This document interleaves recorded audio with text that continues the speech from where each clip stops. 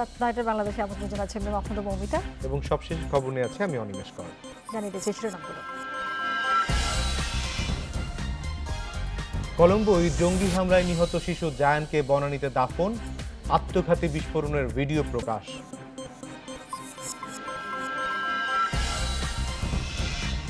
জঙ্গি সন্ত্রাসীদের কোনো ধর্ম নেই বললেন প্রধানমন্ত্রী। শ্রীলঙ্কায় বোমা হামলায় শোক জানালো সংসদ।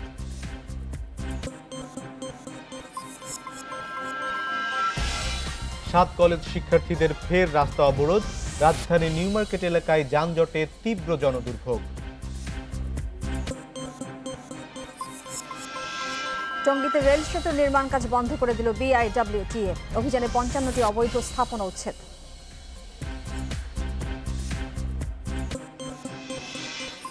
রমজানে নিত্যপণ্যের দাম নিয়ন্ত্রণে সারা দেশে জোরদার হচ্ছে অভিযান, সব সংস্থার সমন্বয় চায় ক্যাব।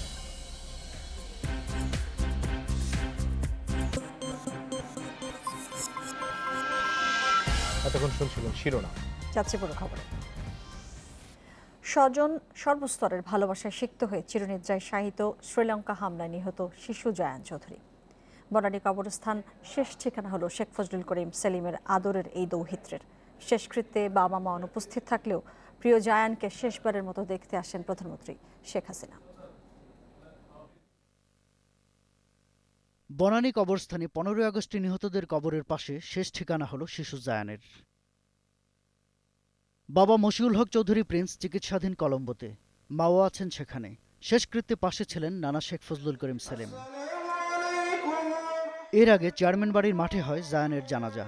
সেখানে বঙ্গবন্ধু পরিবারের সদস্যদের সঙ্গে যোগ দেন সর্বস্তরের জনতা।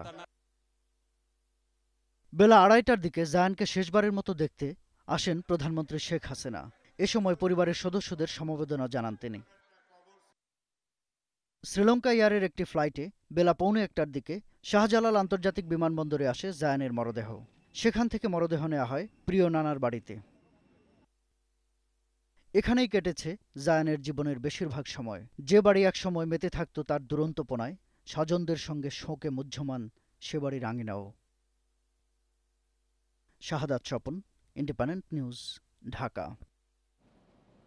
শিশু জায়ান চৌধুরীর অকাল মৃত্যু মেনে নিতে পারছে না তার পরিবার। দাদা মতিনুল হক চৌধুরী জায়ানের হত্যাকারীদের দৃষ্টান্তমূলক শাস্তি চেয়েছেন। আওয়ামী লীগের জ্যেষ্ঠ নেতারা বলছেন, জায়ানকে হারানোর শোক শুধু তার পরিবার নয়, পুরো জাতির। একটা নিষ্পাপ ছেলেকে ওরা কেমন করে হত্যা করতে পারে? আপনারা বিচার করে দেখেন, দেশবাসীর কাছে এই বিচার রইল, আল্লাহ তাদের বিচার করে। নিষ্পাপ ছেলে সে কি অন্যায়টা করছে, কি খুঁজেছে, এটা আপনাদের কাছে আমার অনুরোধ রইল, জানাবেন দেশবাসীকে। এই সন্ত্রাসীদের আল্লাহ প্রচুর শাস্তি বিধান করেন। সবাই শোকাবৃত। আজকে যেটা হচ্ছে এই প্রতিহিংসার শিকার হয়েছে আজকে আমাদের ছোট্ট নিষ্পাপ শিশু জায়ান, যার চেহারা দেখলে মনে হয় 15 আগস্টে বুলেট বিদ্ধ রাসেলের কথা মনে হয়। এই জায়ানের হারানোর ব্যথা শুধু শেখ সেলিমের নয়, আমাদের সবারই। এই যে স্বজন হারানো ব্যথা, একটা শিশু বাচ্চা, এর নিন্দা জানানোর ভাষা আমাদের নাই। বাবা মায়ের সঙ্গে শ্রীলঙ্কায় ঘুরতে গিয়ে জঙ্গি হামলার শিকার হয় শিশু জায়ান চৌধুরী। সানবিয়াম স্কুলের প্রথম শ্রেণীর শিক্ষার্থী জায়ানের মৃত্যুতে শোকে স্তব্ধ দেশ। জায়ান নিহত হওয়ার সময়ের দৃশ্য ধরা পড়েছে হোটেলের সিসিটিভি ক্যামেরায়। কলম্বোতে ভারত মহাসাগরের তীরে হংকং ভিত্তিক 5 তারকা হোটেল শাংরিলা শ্রীলঙ্কায় ঘুরতে গিয়ে গত 18 এপ্রিল সেই হোটেলেই বাবা মা ও ছোট ভাইয়ের সঙ্গে উঠেছিল 8 বছরের শিশু জায়ান চৌধুরী।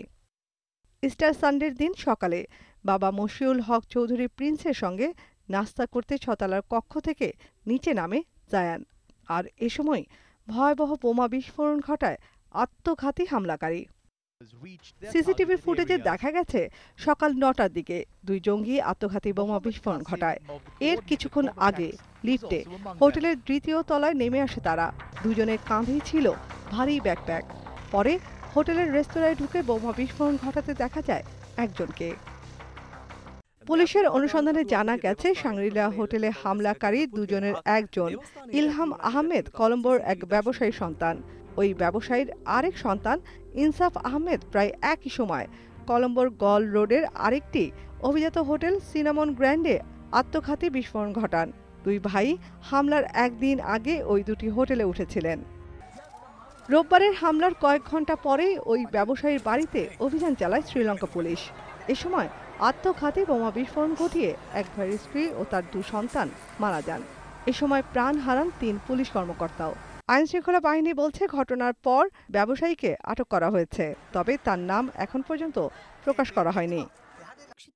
ইস্টার সানডেতে শ্রীলঙ্কার 3টি গির্জা ও 2টি হোটেলে একযোগে বোমা বিস্ফোরণ ঘটায় আত্মঘাতী জঙ্গিরা। শাংরিলা ও সিনামন গ্র্যান্ড ছাড়াও কিংসবারি হোটেলে ব্যাপক প্রাণহানি হয়েছে। পুলিশ বলছে আরও একটি হোটেলেও হামলার পরিকল্পনা ছিল, তবে বিস্ফোরণ ঘটাতে ব্যর্থ হন হামলাকারী। পরে পুলিশের অভিযানের সময় আত্মঘাতী বিস্ফোরণে প্রাণ হারান তিনি। Nafiza Daula, independent news. জঙ্গি ও সন্ত্রাসীদের কোনো ধর্ম নেই উল্লেখ করে তাদের বিরুদ্ধে সরকারের কঠোর মনোভাব সংসদকে জানালেন প্রধানমন্ত্রী শেখ হাসিনা। এ ধরনের কর্মকাণ্ডের বিষয়ে দেশবাসীকে সজাগ থাকার আহ্বানও জানিয়েছেন তিনি। শ্রীলঙ্কার বোমা হামলার নিন্দা জানিয়ে শোক প্রস্তাব গ্রহণ করেছে জাতীয় সংসদ। একাদশ সংসদের দ্বিতীয় অধিবেশনের শুরুতেই শ্রীলঙ্কার সন্ত্রাসী হামলা, নুসরাত হত্যাসহ সাম্প্রতিক সময় বিশিষ্ট জনের মৃত্যুতে শোক প্রস্তাব গৃহীত হয়। এরপর 1 মিনিটের নীরবতা পালন করেন সংসদ সদস্যরা। শোক প্রস্তাবের আলোচনায় শ্রীলঙ্কার বোমা হামলার ঘটনার প্রসঙ্গ টেনে প্রধানমন্ত্রী শেখ হাসিনা বলেন, এই ঘটনায় 8 বছরের জায়ান চৌধুরীর মতো অন্তত 45 শিশু নিহত হয়েছে। এ ধরনের সন্ত্রাসী কর্মকাণ্ড গোটা মানব জাতির জন্য বিপর্যয়কর। আর সেখানে শুধু জায়ান চৌধুরী না, প্রায় 40 জনের কাছাকাছি শিশু সহ প্রায় 350-এর কাছাকাছি, প্রায় 327 জন পর্যন্ত মানুষ এই পর্যন্ত মারা গেছে। এই ধরনের সন্ত্রাস, জঙ্গিবাদ, বোমা হামলা এর নিন্দা জানাবার ভাষা আমি এর তীব্র নিন্দা জানাই। ইসলাম শান্তির ধর্ম উল্লেখ করে প্রধানমন্ত্রী বলেন, যারা এ ধর্মের দোহাই দিয়ে হামলা করছে তারা ধর্মকেই হেয় করছে। সংসদ নেতা বলেন, সন্ত্রাসী ও জঙ্গিদের কোনো দেশ ও ধর্ম হয় না। আর দেশবাসীর কাছে আমার এটাই আহ্বান থাকবে যে তাদের কাছে দোয়া চাই এবং এই ধরনের সন্ত্রাস, জঙ্গিবাদ থেকে যেন সকলে দূরে থাকি। এই ধরনের ঘৃণ্য কাজের সাথে কোনো মানুষ যারা তারা যেন জড়িত না হয়, সেটাই আমার কামনা। নুসরাত হত্যা প্রসঙ্গে প্রধানমন্ত্রী বলেন, অন্যায়ের বিরুদ্ধে প্রতিবাদ করতে গিয়ে তাকে প্রাণ হারাতে হয়েছে। এ ধরনের অমানবিক ঘটনা মানবজাতির জন্য অকল্যাণকর বলেও মন্তব্য করেন তিনি। পরে প্রশ্ন উত্তর পর্বে প্রধানমন্ত্রী শেখ হাসিনা সংসদকে জানান, রমজান মাসে দ্রব্যমূল্য নিয়ন্ত্রণে রাখতে ভ্রাম্যমাণ আদালত পরিচালনা করা হবে। Nafiza Daula, independent News, Dhaka. এই মুহূর্তে শ্রীলঙ্কার পরিস্থিতি জানাতে কলম্বো থেকে সরাসরি যোগ দিচ্ছেন সহকর্মী আব্দুল্লাহ রাফি। আব্দুল্লাহ রাফি, শ্রীলঙ্কার বোমা হামলার তদন্ত সম্পর্কে নতুন কোনো তথ্য পেয়েছেন কি, এবং সেখানকার মানুষের এবং জীবনযাত্রার সার্বিক পরিস্থিতি এখনো কি থমথমে? গতকালকে থেকে রাত 8টা থেকে কার্ফিউ থাকলেও আজকে রাত 10টা থেকে কার্ফিউ শুরু হওয়ার কথা রয়েছে। 2 ঘন্টা পিছিয়ে দেওয়া হয়েছে। রাত 10টা থেকে সকাল 6টা পর্যন্ত এই কার্ফিউ চলবে। এখন জনজীবন একদম স্বাভাবিক অবস্থায় ফিরে আসেনি। আজকে সবেমাত্র 2 ঘন্টা কার্ফিউ পিছিয়ে দেওয়া হয়েছে। তদন্ত সংস্থা তদন্ত কাজ করছে, মূলত গোয়েন্দা তথ্যের ভিত্তিতেই মূলত এখানে কাজ চলছে। এছাড়াও এটি হচ্ছে যে সমস্ত জায়গায় টার্গেট প্লেস বা টার্গেট এরিয়া ঠিক করেছে গোয়েন্দা সংস্থার সদস্যরা, সেই সমস্ত এলাকায় নিরাপত্তা বাহিনীর সদস্যরা নিরাপত্তা টহল দিচ্ছে। কিন্তু মূলত গোয়েন্দা সংস্থারা কাজ করছেন আগাম সতর্কতামূলক বিষয় এবং অন্যান্য দেশের যে গোয়েন্দা সংস্থারা, বিশেষ করে ভারতের সাথে শ্রীলঙ্কার যে গোয়েন্দা তথ্য আদান প্রদান হচ্ছে, এই হামলা সম্ভাব্য যদি ভবিষ্যৎ হামলা হয় সেটি পরিকল্পনাকারী তারা হতে পারে, কোথায় কোথায় হামলা হতে পারে সেটি ঠেকানোর পরিকল্পনা চলছে। আরেকটি চলছে যে রোববারের যে হামলাটি সংঘটিত হয়েছিল শ্রীলঙ্কার ইতিহাসে অন্যতম ভয়াবহ এবং জঘন্যতম নৃশংস একটি হামলা। সেই হামলাটি এনটিজে হচ্ছে শ্রীলঙ্কার অভ্যন্তরীণ একটি উগ্রপন্থী সংগঠন, ন্যাশনাল তৌহিদি জামাত। তো এই এনটিজি এর সাথে দেশের বাইরের অন্য কোনো দেশের কোন একটি সংস্থা বা জঙ্গি সংগঠনের একটি ওতপ্রোত তবে সেই সংস্কৃতির নাম স্পষ্ট করে বলা হচ্ছে না সেই বিষয়টি। একটি ভিডিও ছড়ানো হয়েছে, সেই ভিডিওটার বিশ্বাসযোগ্যতা নিয়েও শ্রীলঙ্কার পক্ষ থেকে প্রস্তুতি তোলা হয়েছে। সবকিছু মিলে তদন্ত সংস্থা বা যারা তদন্ত করছে বা রাষ্ট্রীয় পদের কর্মকর্তারা এখনো কোনো কিছু স্পষ্ট করে জানায়নি এবং সেই দায় পুরোপুরি স্বীকার করে নেয়নি কোনো সংস্থা, যার কারণে একটি ধোঁয়াশার মধ্যে আছে। আর এসব কারণে সাধারণ শ্রীলঙ্কার যারা একেবারে কিছু মানুষ অধিকার করেন যারা, তারা মূলত এক ধরনের সরকারের প্রতি একজন আস্থাহীনতা বা চোখে পড়েছে সবার মধ্যে, যে 3 দিন পার হলো কেন আবারও হামলা হচ্ছে, কেন বিভিন্ন জায়গায় বিস্ফোরকদ্রব্য পাওয়া যাচ্ছে, এই সমস্ত বিষয়টি নিয়ে তারা খুবই চিন্তিত, উদ্বিগ্ন। তাদের ছোট ছোট ছেলেমেয়েরা স্কুলে যাওয়া বন্ধ রয়েছে, আর কতদিন স্কুল কলেজ শিক্ষা প্রতিষ্ঠান বন্ধ থাকবে সেসব বিষয়, শপিং মল বন্ধ রয়েছে, পাঠ্যক্রম বন্ধ হয়ে যাবে। সবকিছু মিলিয়ে মানুষের যে স্বাভাবিক জীবন যাপন সেটি ব্যাহত হচ্ছে সম্ভাব্য হামলার বিষয়ে। শাকিল, আমরা কলম্বোর সবশেষ অবস্থা বুঝতে পারলাম যে সেখানে এখনো জনজীবন স্বাভাবিক হয়নি। কলম্বো থেকে জানাচ্ছিলেন আব্দুল্লাহ রাফি। সেশন জট দূর করা সহ 5 দফা দাবিতে রাজধানীর নীলক্ষেত মোড় 4 ঘন্টা অবরোধ করে রাখেন ঢাকা বিশ্ববিদ্যালয়ের অধিভুক্ত 7 কলেজের শিক্ষার্থীরা। এতে নিউ মার্কেট এলাকার আশেপাশে তীব্র যানজটের সৃষ্টি হয়, ভোগান্তিতে পড়েন সাধারণ মানুষ। পরে ঢাকা বিশ্ববিদ্যালয়ের প্রক্টরের আশ্বাসে আন্দোলন স্থগিত করেন শিক্ষার্থীরা। সেশন জট দূর, 90 দিনের মধ্যে পরীক্ষার ফল প্রকাশ সহ 5 দফা দাবিতে মঙ্গলবার থেকে আন্দোলন শুরু করেছে 7 কলেজের শিক্ষার্থীরা। বুধবারও সকাল 11টা থেকে নীলক্ষেত মোড়ে অবস্থান নেয় তারা। এ সময় তারা জানান, ঢাকা বিশ্ববিদ্যালয়ের অধিভুক্ত হওয়ার পর থেকে তাদের ফল বিপর্যয় হচ্ছে। সম্প্রতি বের হওয়া বেশ কয়েকটি শিক্ষাবর্ষের ফলাফলে বেশিরভাগ শিক্ষার্থী ফেল করেছে। এসব ফল পুনর্মূল্যায়নের দাবিও তাদের।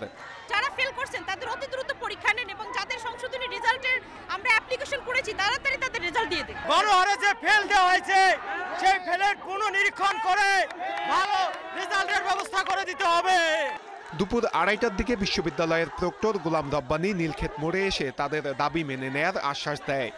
আমরা তোমাদের কথা শুনেছি, আমাদের অবস্থান, আমরা কিন্তু তোমাদের কাছে আসছি, তোমাদের পাশে দাঁড়িয়েছি, কথা বলার জন্য নয়, সিদ্ধান্ত নিয়ে আসছি। এরপরে শিক্ষার্থীরা রাজপথ থেকে সরে দাঁড়ায়।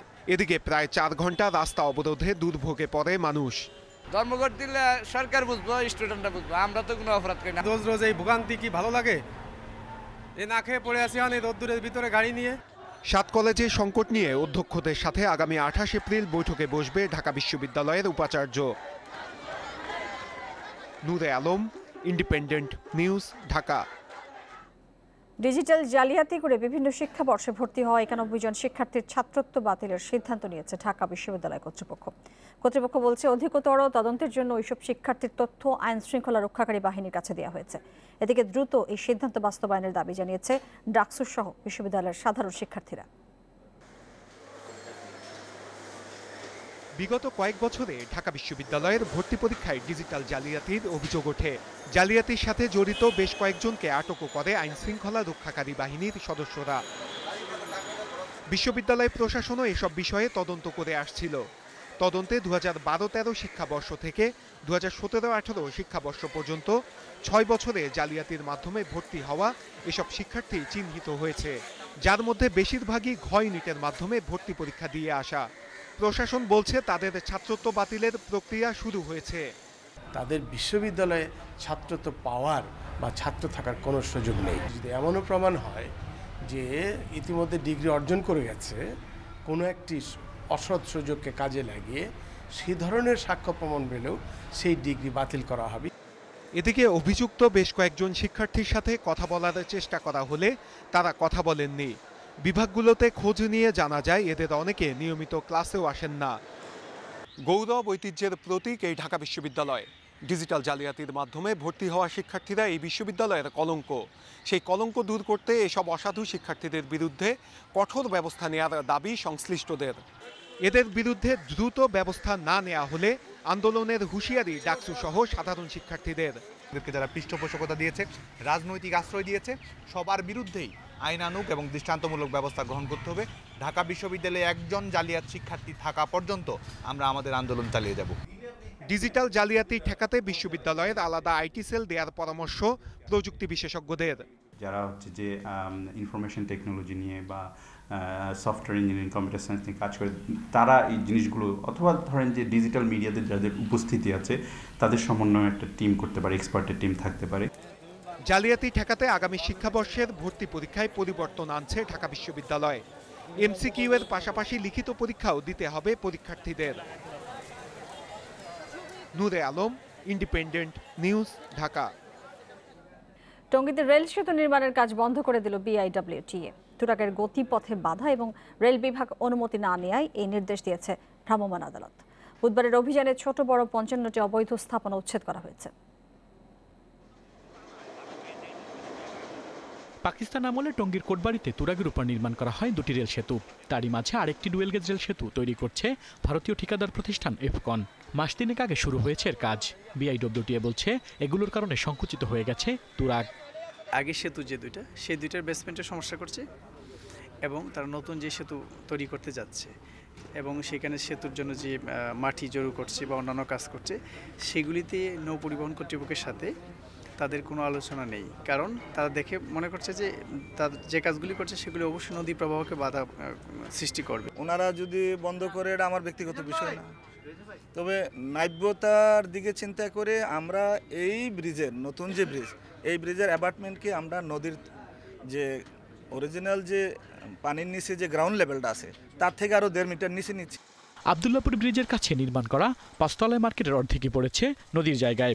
2 বছর আগেও এটির অবৈধ অংশ ভেঙে দেওয়া হয়, আবারও গড়ে ওঠায় এবার পুরোটাই ভেঙে দিচ্ছে বিআইডব্লিউটিএ। কিন্তু কয়েকটি বাড়ি নিয়ে হাইকোর্টের স্থগিতাদেশ থাকায় উচ্ছেদ করা যায়নি। মঞ্জিল মোর্শেদ সাহেবের করা রিট পিটিশনের একটি মামলা, তো এখন দেখছি যে আমরা এই মহামান্য হাইকোর্টের আরেকটি বেঞ্চ থেকে আবার সেইগুলোকে মানে স্টে করে দেওয়া হচ্ছে। তো এইগুলো আমাদের জন্য আসলে একটু বিব্রতকর। উচ্ছেদ হওয়া জায়গা আবারও যাতে দখল না হয় সেজন্য মনিটরিং করছে বিআইডব্লিউটিএ। আর উচ্ছেদ কার্যক্রম শেষ হলেই নদী খনন কর্মসূচি শুরু করবে সংস্থাটি। Al Amin Hossain, Independent News, Dhaka. Rana Plaza ট্র্যাজেডির 6 বছরে সাভারে নিহতদের স্মরণ করছেন স্বজন, নানা শ্রমিক সংগঠন ও প্রশাসনের কর্মকর্তারা। নিখোঁজদের ছবি হাতে প্রতিবাদ মিছিল করেছেন পরিবারের সদস্যরা। আর সব কারখানা নিরাপত্তা সহ 11 দফা দাবিতে অনশন করছেন সেই ঘটনায় আহত বেশ কজন শ্রমিক।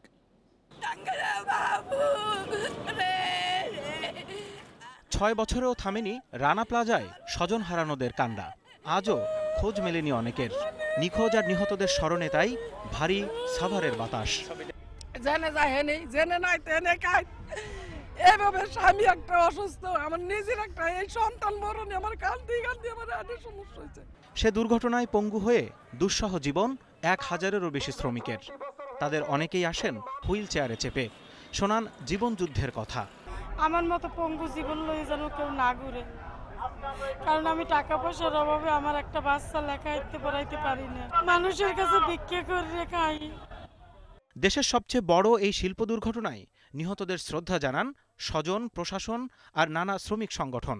মানববন্ধন থেকে জানানো হয় মামলার দ্রুত নিষ্পত্তি ও জড়িতদের দৃষ্টান্তমূলক শাস্তির দাবি। শ্রমিক নেতারা করেছেন ঠিকমতো সহায়তা না দেওয়ার অভিযোগ। তাদেরকে যারা ক্ষতিপূরণ পায়নি তাদেরকে ক্ষতিপূরণ জানিয়ে দেওয়া হয়। এই জায়গাটি বাজেয়াপ্ত করে আহত শ্রমিকদের তাদের পুনর্বাসনের কর্মসংস্থানের জন্য দাবি জানাচ্ছি। রানা প্লাজার মালিক সোহেল রানার বিচার আমরা দাবি করি। শ্রমিকের জীবন মানের উন্নতির দাবিটা উঠেছিল, সেইটা কিন্তু সেই জায়গায় আসেনি। শ্রমিকের বাঁচার মতো মজুরি, সম্মানজনক জীবন, নিরাপত্তা, তার ট্রেনিংয়ের অধিকার। এছাড়া হতাহতদের স্মরণে স্থায়ী স্মৃতিস্তম্ভ নির্মাণ ও ক্ষতিগ্রস্ত শ্রমিকদের পুনর্বাসন করা সহ 11 দফা দাবিতে অনশন করেন আহত বেশ কজন শ্রমিক। Independent news desk. রমজানে নিত্যপণ্যের দাম বৃদ্ধি এবং ভেজাল ঠেকাতে ঢাকা সহ সারা দেশে জোরদার হচ্ছে ভ্রাম্যমাণ আদালতের অভিযান। এই জন্য প্রয়োজনীয় ব্যবস্থা নিতে সব বিভাগীয় কমিশনার ব্যবসায়ী সংগঠনগুলোকে চিঠি দিয়েছেন বাণিজ্যমন্ত্রী টিপু মুন্সি। তবে অভিযান সফল করতে বিভিন্ন সংস্থার কাজের সমন্বয় চায় ভোক্তা অধিকার সংগঠন ক্যাব। রমজান এলেই বেড়ে যায় ছোলা, তেল, চিনি সহ বেশিরভাগ নিত্যপণ্যের দাম। অন্যদিকে অস্বাস্থ্যকর পরিবেশে ভেজাল উপকরণ দিয়ে ইফতার তৈরি করেন অনেক ব্যবসায়ী। সরকারি সংস্থা টিসিবির হিসাবে ঢাকায় 1 মাসের ব্যবধানে গরুর মাংসের দাম বেড়েছে কেজিতে 30 টাকা, চিনির দাম 1 সপ্তাহে বেড়েছে কেজিতে 2 থেকে 5 টাকা, বেড়েছে আদা, রসুন, বিদেশি পেঁয়াজ ও এলাচের দাম। ক্যাবের অভিযোগ, যথাযথ নজরদারির অভাবে রোজার আগেই দাম বাড়ছে।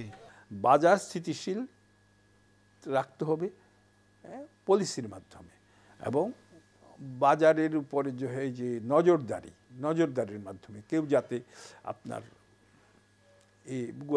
কেউ মানে চোরাকারবারি করতে না পারে, কেউ যাতে আপনার এটার কি বলে গুদামজাত করে আর কি মূল্যের বৃদ্ধি করতে না পারে। রোজা শুরু হতে সপ্তাহখানেক বাকি, এর মধ্যে অবৈধভাবে পণ্য মজুত করে ব্যবসায়ীরা যাতে দাম বাড়াতে না পারে সেজন্য প্রশাসনকে সতর্ক করে চিঠি দিয়েছেন বাণিজ্যমন্ত্রী। পণ্য পরিবহন ও সরবরাহ স্বাভাবিক রাখতে চিঠিতে ভ্রাম্যমাণ আদালত পরিচালনার নির্দেশনা দেয়া হয়েছে। পাশাপাশি ভেজাল বিরোধী অভিযান জোরদারের কথাও বলা হয়েছে। এদিকে পুরান ঢাকার ব্যবসায়ী নেতারা জানান, নিত্যপণ্যের মজুদ, সরবরাহ ও আন্তর্জাতিক বাজার মূল্য স্বাভাবিক রয়েছে, তাই রোজায় দাম বাড়ার কোনো শঙ্কা নেই। দেখা উচিত প্রত্যেকটা রিটেল বাজার, যেগুলো খুচরা বাজার, যেমন কারণ বাজার, ঠাটিরি বাজার, কৃষি মার্কেট, গুলশান, বনানী, যাত্রাবাড়ি, যে এই এলাকাগুলো যে আছে এগুলো মনিটরিং করা দরকার। এগুলো মনিটরিং করলে আপনি অরিজিনাল তথ্যটা পেয়ে যাবেন যে মালের দামটা আসলে কি বাড়ছে কিংবা বাড়ে নাই। বাণিজ্য মন্ত্রণালয়ের কর্মকর্তারা জানান, রোজায় বাজার তদারকি করবে সরকারের বিভিন্ন সংস্থা, তবে এসব তদারকিতে সমন্বয় চান ভোক্তারা। Ruhul Amin, independent News, Dhaka. অতি দরিদ্রদের পুষ্টিকর খাবার নিশ্চিতে খাদ্য অধিকার আইন প্রণয়ন করা হবে বলে জানিয়েছেন খাদ্যমন্ত্রী সাধন চন্দ্র মজুমদার। তবে এজন্য সুনির্দিষ্ট কাঠামো তৈরির তাগিদ দেন তিনি। রাজধানীর সিডাপ মিলনায়তনে সকালে খাদ্য অধিকার বাংলাদেশ আয়োজিত আলোচনা সভায় মন্ত্রী এ তাগিদ দেন। খাদ্য অধিকার আইনের সুনির্দিষ্ট প্রস্তাব নিয়ে প্রধানমন্ত্রীর কাছে যাওয়ার প্রতিশ্রুতিও দেন তিনি।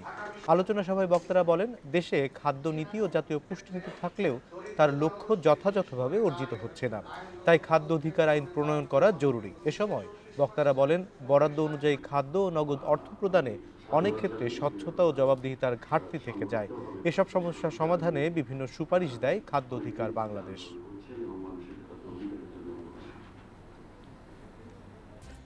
বিশ্বকাপের আগে ট্রাই নেশন সিরিজ আছে প্রস্তুতি ম্যাচ। ক্রিকেটারদের ক্লান্তি ও ফিটনেস চিন্তায় সময় সুযোগ বুঝে বিশ্রাম দেওয়ার কথা বলছেন তামিম ইকবাল। আয়ারল্যান্ডে সবাইকে ঘুরিয়ে ফিরিয়ে খেলানোর পক্ষে টাইগার ওপেনার। হাই স্কোরিং ম্যাচের জন্য সতীর্থদের মানসিকভাবে প্রস্তুতি নিতে বলেছেন। গতি নিয়ে না ভেবে পেসারদের নিয়ন্ত্রিত বোলিংয়ে গুরুত্ব দিচ্ছেন তামিম। 30 বছর বয়সে চতুর্থ বিশ্বকাপের অপেক্ষায় তামিম। মেগা ইভেন্টের জন্য শতভাগ ফিট থাকতে খেলেননি ঢাকা প্রিমিয়ার লিগে। ক্যাম্পে শুরু থেকে নেটে লম্বা সময় দিচ্ছেন। ইংলিশ কন্ডিশন মাথায় রেখে কোচিং স্টাফের পরামর্শে চলছে প্রস্তুতি। আয়ারল্যান্ডে ট্রাই নেশন সিরিজ, পরে বিশ্বকাপ, সব মিলিয়ে 13-14টা ম্যাচ খেলতে হবে। আছে প্রস্তুতি ম্যাচও। লম্বা সূচি বিবেচনায় বিশ্বকাপের আগে ঘুরিয়ে ফিরিয়ে ক্রিকেটারদের খেলানোর পক্ষে তামিম। ওয়ার্ল্ড কাপে যে আপনি কোনো সময় হয়তো আপনার কি প্লেয়ারকে অথবা কোনো প্লেয়ারকে আপনি রেস্ট দেওয়ার চিন্তা করতেই পারেন না, বিকজ 4 বছরের একটা টুর্নামেন্ট আসে আর আমরা 4 বছর ধরে এই টুর্নামেন্টের জন্য প্রিপেয়ার্ড হচ্ছি। বাট আয়ারল্যান্ড সিরিজ অথবা প্র্যাকটিস গেমগুলো, এখানে আপনার ওয়ার্কলোডটা খুব সিরিয়াসলি দেখা উচিত আমার কাছে মনে হয়। যে if somebody needs a rest, he should be allowed to give that rest. বিশ্বকাপে হাই স্কোরিং ম্যাচের প্রত্যাশা। ম্যাচ জিততে বোর্ডে বড় রান দরকার। 300-র উপর রান তাড়া করে জেতার মানসিকতা তৈরি রাখতে হবে। ব্যাটসম্যানদের দায়িত্ব বেশি, তবে বোলাররাও ম্যাচ জেতাতে পারেন তা মনে করিয়ে দিচ্ছেন তামিম। আপনি 140-এ খেলেন অথবা 120-এ বল করুক, আপনি যদি রাইট জায়গায় বল করেন ভালো বলে। আর আমাদের বলার যারা আছে, যেরকম মুস্তাফিজ আছে, রুবেল আছে, মাশরাফি ভাই আছেন, সাইফুদ্দিন আছেন, আমি শিওর তাদের মতো একটা স্ট্রং পয়েন্ট আছে। আমাদের বলাররা যে কিছু করতে পারবে না তা আমি বিশ্বাস করি না। 5 সিনিয়রের অভিজ্ঞতা টিম টাইগার্সকে এগিয়ে রাখছে। তামিমের চাওয়া তরুণরাও দায়িত্ব নেবে বড় মঞ্চে। আপনি 500টা ম্যাচও যদি খেলেন, আপনি যদি ভালো করে নিজের এক্সিকিউশনটা না করেন, তাহলে তো কোনো লাভ নেই। সবচেয়ে ইম্পর্টেন্ট হলো, হ্যাঁ, এটা অনেক বড় একটা প্লাস পয়েন্ট যে আমরা 200টা ম্যাচ খেলেছি, আমরা 4-5 জন। একটা এক্সপিরিয়েন্সের দিক থেকে অবশ্যই এই জিনিসটা ভালো, বাট ওই জিনিসটাতে আমাদের মাঠে এক্সিকিউটও করতে হবে। ব্যক্তিগত লক্ষ্যের চেয়ে দলের অর্জনে গুরুত্ব দেন তামিম। তারপরও ইংল্যান্ডে খেলা বলেই তার উপর প্রত্যাশা বেশি। ওখানে 7 ওডিআইতে 50 গড়ে করেছেন 355 রান। সবশেষ চ্যাম্পিয়ন্স ট্রফিতেও ছিলেন টাইগারদের সেরা performer. Sabbir Irfan, independence news, Dhaka. এই ছিল আজকে রাত 9টার বাংলাদেশের আয়োজন। যাওয়ার আগে শিরোনামগুলো জানিয়ে দিচ্ছি। কলম্বোয় জঙ্গি হামলায় নিহত শিশু জায়ানকে বনানীতে দাফন, আত্মঘাতী বিস্ফোরণের ভিডিও প্রকাশ। জঙ্গি সন্ত্রাসীদের কোনো ধর্ম নেই বললেন প্রধানমন্ত্রী। শ্রীলঙ্কায় বোমা হামলায় শোক জানালো সংসদ।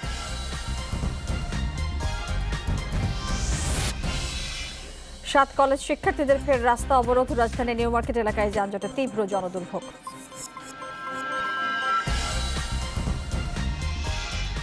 টঙ্গীতে রেল সেতু নির্মাণ কাজ বন্ধ করে দিল বিআইডব্লিউটিএ, অভিযানে 55টি অবৈধ স্থাপনা উচ্ছেদ। এবং রমজানের নিত্যপণ্যের দাম নিয়ন্ত্রণে সারা দেশে জোরদার হচ্ছে অভিযান, সব সংস্থার সমন্বয় চায় ক্যাব। এই ছিল আজকের রাত 9টার বাংলাদেশ। আমন্ত্রণ পরের আয়োজন।